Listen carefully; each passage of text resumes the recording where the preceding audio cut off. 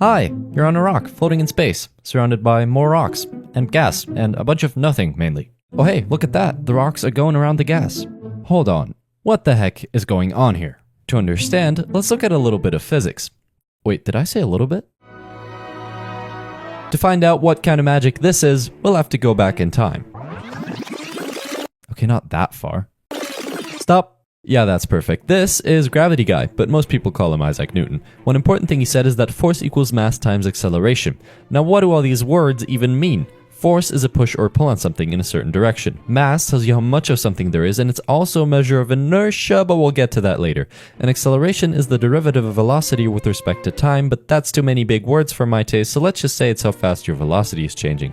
The key takeaway is that if you apply a force to a fixed mass, you get a predictable amount of acceleration. If you know all the forces acting on a basketball midair, you can predict with 100% certainty if the ball will go in the hoop or your neighbor's windshield.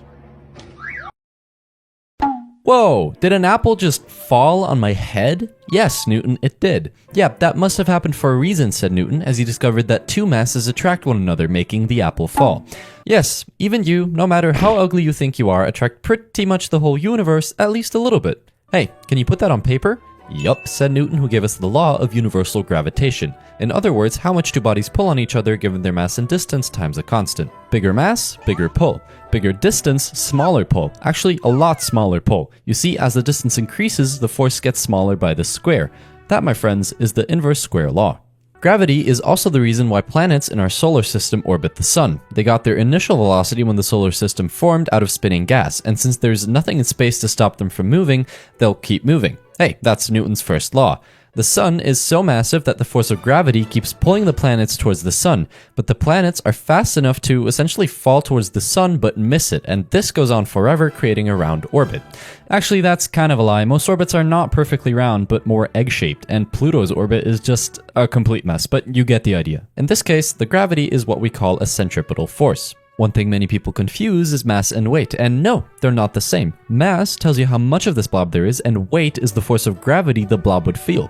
To make things clear, your mass would be the same on the Earth and on the Moon, but the weight you would perceive is different because the Moon has a weaker gravitational pull, meaning a weaker force acting on your mass. So really, you're not overweight, you're just on the wrong planet. Alright, enough about Newton, let's break some stuff. If you ever dropped your phone, it might look like this. What the hell, ground? Why'd you do that? The answer is energy. You know, the thing kids have after eating gummy bears. Energy has the unit joule, and it's not like force. It doesn't have a direction, it's just a number that's kinda chilling there as a property of a thing. You see, there's two main kinds of energy, kinetic energy and potential energy. In plain English, energy of movement and stored energy due to some circumstance. For example, when you held your phone, it stored gravitational potential energy due to being held above the ground at a certain height. Once you dropped it, that potential energy was converted into kinetic energy as the phone fell. Then it smashed into the ground, and the phone absorbed some of the energy, making the screen go boom. Work is defined as force applied over distance. For example, if you lift an apple by 1 meter, you would have done about 1 joule of work. This happened by converting chemical energy stored in your body to gravitational potential energy stored in the apple. As you may have noticed, energy and work have the same unit joule, so they must be the same thing? No, energy is the total amount of work that a thing could possibly do, and work is just the stuff that actually happened and required energy. If you try to lift a weight that's too heavy for you, you'd feel like that took a bunch of work, right? Well, yes, but your feelings are invalid in the face of physics. Mathematically, no work has been done, because work is force applied over distance, and since you didn't move the weight at all, no distance means no work. The key thing to remember about energy is that it cannot be created or destroyed, only converted. AKA the conservation of energy. Okay, but a car that's moving has kinetic energy. When the car stops, assuming the car doesn't smash into a wall, where does that energy go? When you apply the brakes, there's friction between the brakes and the wheels, causing the car to slow down and creating heat as a byproduct. That heat is then dissipated into the surrounding air, and that makes the molecules in the air move faster. Things that move have kinetic energy, so ultimately, the kinetic energy is transferred from the car to the air. With this knowledge, we can define that temperature is just the average kinetic energy of atoms in a system. You see, all atoms, not just molecules in the air, wiggle, like this. The faster they move, the hotter things get. That is temperature. All that talk about hot stuff, I think it's time we talk about thermodynamics. It tells us that jumping in lava is probably a bad idea, but more importantly, the absolute mess that is entropy. Literally, it tells you how much disorder there is in a system, indicating the number of possible states a system could be in. For example, get an ice cube, no, not that one, yeah, that's perfect, and put it in the sun. The sun will obliterate the ice cube and turn it into water. Looking at the structure of ice and water, we can see that ice is more neatly organized than water, which just kind of goes all over the place. Also, the water could look like this, or even this, but the ice will always look a little something like this. In total, the system went from low entropy to high entropy, meaning more disorder and more possible microstates. This trend applies to everything. The whole universe is on an unstoppable path to higher entropy. It's also the reason why time seems to only go forwards. Practically, entropy tells us that some forms of energy are more useful for doing work than others.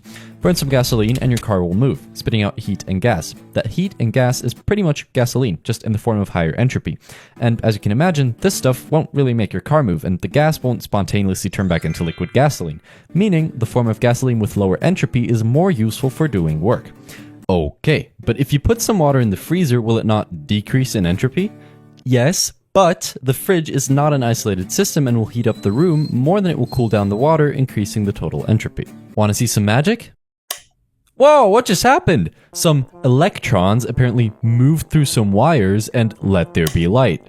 What is going on here? Objects have a fancy something called a charge. It can be positive or negative, or if you have the same amount of both, an object is neutral. Electrons have a single negative charge. The flow of electrons is called electric current. To describe it, we use three parameters: current, voltage, and resistance. Current is the amount of electrons passing through a wire in a given amount of time. Voltage is what pushes the electrons to move, but simply put, it's a difference in electric potential, so you can imagine it as a slope that goes from high potential to low potential, where the flow of current goes downhill. And resistance is pretty self-explanatory. This is Coulomb's law. Wait a minute, this is just Newton's law of gravitation in disguise. This tells us that electric charges attract each other in a similar way masses do. Opposites want to cuddle, while like charges literally couldn't think of a more disgusting thing than to be with one another. These four equations explain pretty much all of electromagnetism, but don't be scared just because they look scary. I mean, yeah, they do, but it's simpler than it seems at first. The first one states that if there's an electric charge, there will be an electric field, or this big E, emerging from it. Add another and you have an electrostatic field. These lines tell us in which direction a charged particle would feel a force at any given point. The second one tells us the same for magnetic fields, and even though electric charges are cool and can be alone, magnetic poles are not. They're very lonely, and there will always be a north pole together with a south pole, and a single pole can never be alone. Okay, now here's where things get kinda freaky. You know how electric charges only act on other charges and magnets only affect other magnets? Well, that's only true if they're not moving. The third and fourth Maxwell equations tell us that a moving magnet creates an electric field and a moving charge or electric field creates a magnetic field.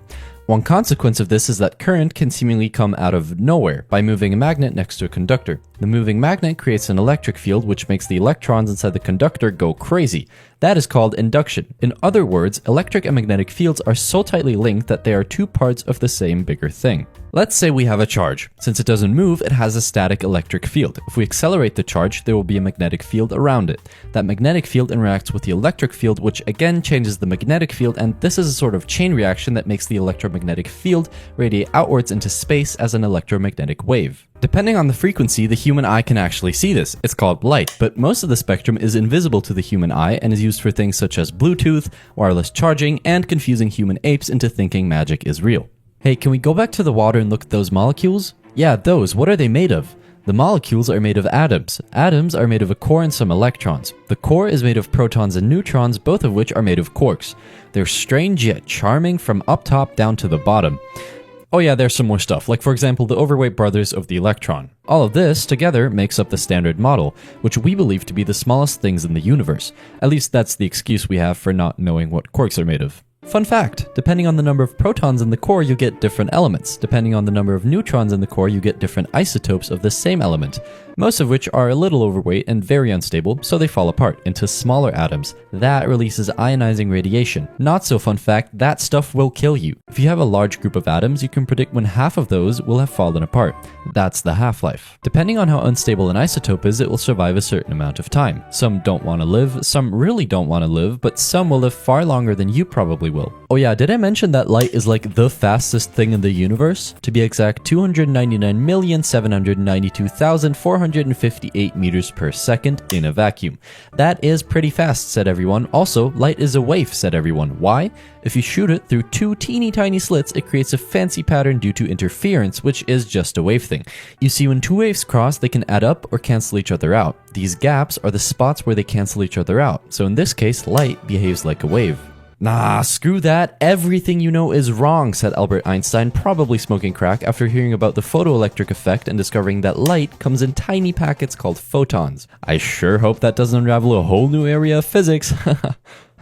Anyway, he said, as he continued to casually drop an absolute bomb on the entire field of physics with his theory of relativity. He assumed the speed of light is constant because it arises from two other constants. He also assumed the laws of physics are the same for everyone, regardless if moving or at rest. Now think about it. If two people turn on a flashlight but one person is standing still while the other person is on a moving train, wouldn't the person standing still see the other person's light as going faster than the speed of light? The reality is, no, it would be the same as their own flashlight. That's impossible, except if time passes slower for that person from the perspective of this person. In other words, if the speed of light is constant, time must be relative. Also, gravity is not actually a force, sorry Newton, but rather a consequence of masses bending space-time. Einstein thought the universe is a mesh of space and time, and anything with a mass bends this fabric. Also, all objects move freely on a straight line when moving through space. Gravitation is simply the result of objects following these bent lines which appear straight to them. If you have a hard time understanding this, you can imagine two people on Earth walking in parallel straight lines. Now imagine one standing on the east coast and one on the west coast of the US. If they both walk north, eventually they'll meet at the North Pole. Because of the curvature of the Earth, they ended up at the same point even though they both walked straight relative to themselves. Oh yeah, by the way, energy and mass are kind of the same thing, he added, which explains why atom bombs are so freaking powerful. According to this formula, even just tiny atoms can release a humongous amount of energy by giving up just a fraction of their mass during fission. What is fission? It's the same thing Oppenheimer used to make this thing go boom. You see, there's two main ways to gain energy from changing nuclei, fission and fusion. Fission aims to split the nucleus of an atom into two or more smaller nuclei, which is most often achieved by blasting the core with neutrons. Fusion is the opposite, where you combine two smaller nuclei to get one bigger one. The energy came from something we call a mass defect, where the resulting nucleus is lighter than the starting nuclei. This missing mass is what was converted to energy during fusion. Fission and fusion are cool, but you gotta be careful or you might just blow up the planet. That totally didn't almost happen before. Multiple times. Hey, remember when Einstein said light is a particle? He accidentally discovered a whole new field of physics which he thought is just a giant hoax. Quantum mechanics. This stuff is crazy. Another German guy called Max Planck said, yes, Einstein, you're right. Light does come in tiny packets. Actually, all energy comes in tiny packets, or quanta. Want to know where an electron is inside an atom? It's here. And there, and everywhere at the same time, actually. That's a superposition. It's not in one state, it's in multiple states at once, at least until you measure it. Then it chooses one cozy spot to be in. Schrödinger gave us an equation that gives you a probabilistic model of where you can find it if you were to measure. You can imagine this as a cloud, and the denser it is, the more likely it is for an electron to be there. But still, where exactly it will end up once you measure it is random. Speaking of observing particles, they're also super sensitive about their private data. Look at these two images of a flying ball. In one, you can clearly see where the ball is, but not in which direction it's moving, and in the other, you can see where it's moving and approximately how fast, but not where exactly it is at the moment. That is essentially Heisenberg's uncertainty principle. You can never know both the exact position and the exact speed of a quantum particle at the same time. Okay, let's recap. A small thing can be a particle and a wave at the same time, and when we try to look at them, weird stuff happens. But you know what? It gets even weirder. Think back to the double slit experiment. We know that a light beam acts as a bunch of waves and we get interference. But here's the weird thing. Even if you send individual photons after sending enough of them and detecting where they end up, you get interference. Like, how can that be? What did a single particle interfere with? Well, we think it interfered with itself because it acted as a wave and went through both slits at the same time. That's a superposition. Okay, well, let's just measure which slit it goes through. Yeah, that's not gonna happen. Once you start measuring which slit the photon goes through, it stops acting like a wave and the interference pattern disappears, as every particle chooses just one of the slits to go through. Sounds kinda suspicious to me. Anyways, all this knowledge is gonna cost you one subscribe and a thumbs up. Thank you very much.